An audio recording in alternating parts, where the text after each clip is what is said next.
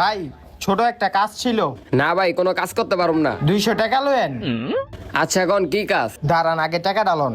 এখন হোনেন, ওই যে সামনে বাড়িটা দেখতেছেন না, ওই জায়গায় এই পানির বোতলটা দিয়ে আইবেন। আপনার এতটুকুই কাজ। আচ্ছা।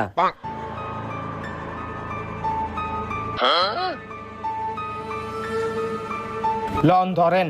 এটা আমি লইতে পারুম না ভাই। ভাই এটা তো এখন আমি নিতে পারবো না, আপনি ধরে লাইছেন না, এখন আপনার ওই জায়গায় গিয়ে দিয়েই হইব এটা, নাইলে আপনার অনেক বড় সমস্যা হইব।